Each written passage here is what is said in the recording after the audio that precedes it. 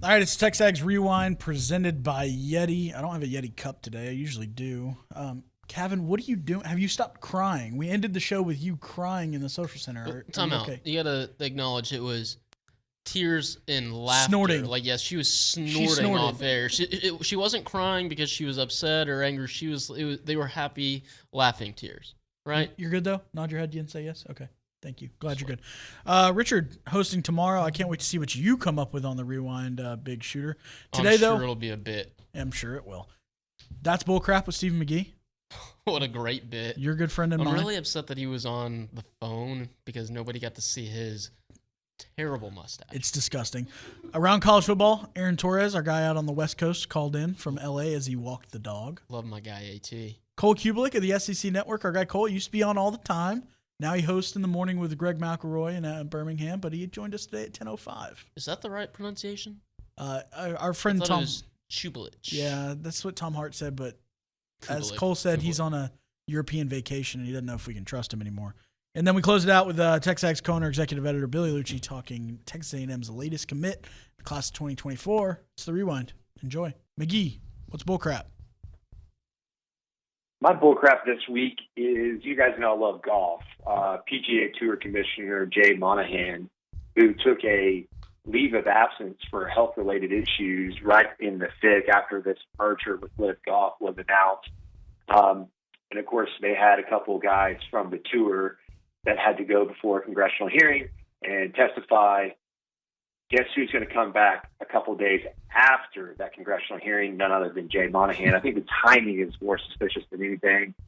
I would have loved that to see him take the stand and answer questions about how he left the guys on the PGA Tour high and dry, and went behind their backs and crafted a deal with Live Tour. I thought that was bullcrap. It may be time for some of the players to stand up and voice their displeasure and ask for Jay Monahan to step down. It's a really interesting. That's my bullcrap for this week. Yeah, it's an interesting situation because he was so staunchly against the whole Live thing, and then when the check cleared, it seemed like he was okay with it. It's amazing how that works. It is amazing how that worked. OB, Yeah, I'm kind of, what I find is bullcrap is I haven't seen all these stories yet from national media, and I would think I would have saw a lot of them today.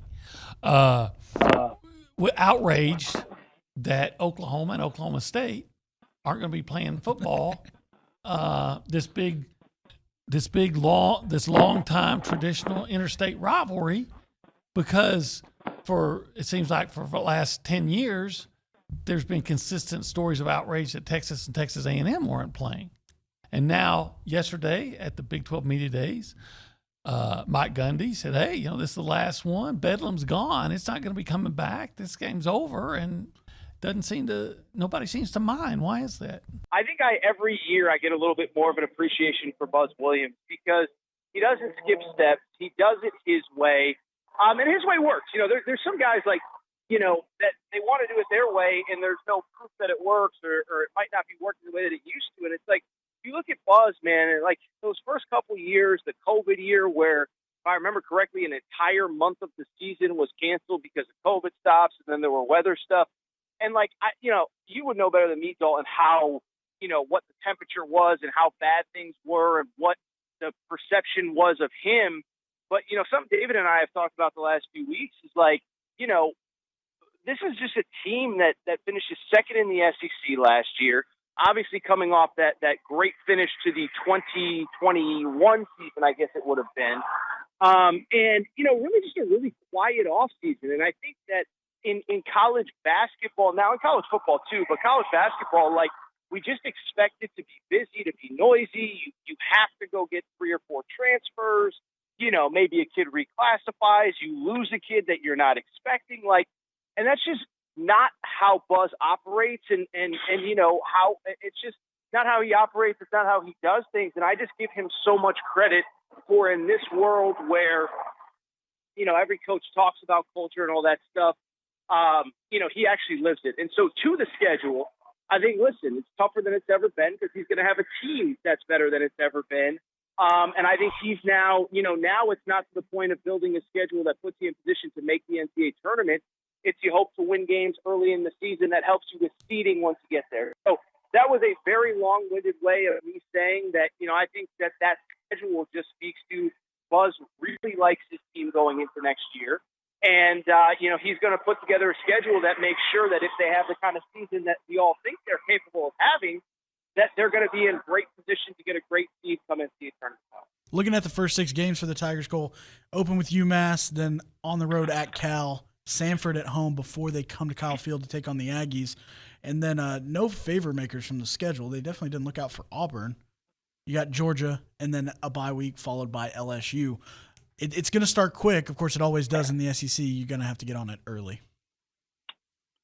It's not going to be an easy schedule. Like these people that talk about Georgia's schedule being so easy, the only reason that Georgia's schedule looks so easy is because Georgia's so damn good. Like it's just the reality of it. I've heard this about Alabama so many years, and it's like, well, if you gave, Mississippi State or Vanderbilt that schedule, you'd be like, oh man, that's a tough go. But it's just because that team is so good right now.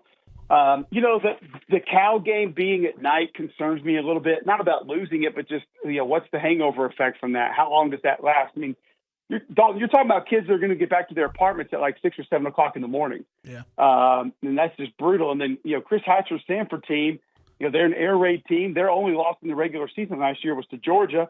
So you can't go just tiptoe through that one. And then obviously you got to go to Kyle Field after that. And that's going to be a physical game. That's going to be a tough game. I'm really anxious to see. I mean, that's going to be the first real test for that Auburn offensive line. If they're really different and they really have a chance to be an actual good offensive line this year, which they haven't been for the last 5 or 6 years, you're going to find out against that group because as far as talent goes, that's the deepest defensive line in college football, in my opinion. So you'll find out right away what you're all about. And then, you get to wake up the next week and you got Georgia at home, and then you're at LSU. So they're going to have to get a lot of it together quickly, and the physical portion is going to have to be ready to go starting right there at week 4 when you get Georgia, A&M, LSU, back to back to back. And you still got Arkansas, Mississippi State, Ole Miss, Bama on the schedule. So there's not a lot of room for leeway, and they're going to have to get a couple that they're not favored in if they're going to get to 7 or 8 wins this year. Miles Davis from Converse Judson High School committed to Texas A&M last night. 6'1", 185-pound safety, the number 35 safety in the country, number 60 player in Texas. Chose the maroon and white over Texas, TCU, and USC. Yeah, he's one of those, by the way, one of those rare players that I think is a little bigger than he's listed. I think he's probably, when he gets to A&M, I'll maybe a 6'2" safety. He's got a lot of length to him.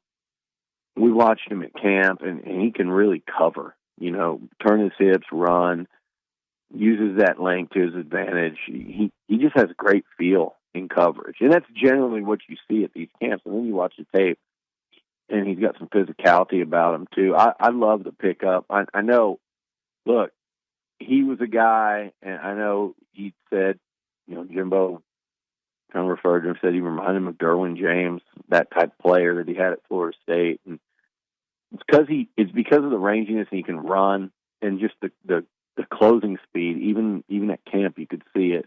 The natural instincts to break on the ball at the right time and be, close enough in coverage to make a play on the football. He stood out. And it was a camp that had a lot of good DBs, and he really stood out.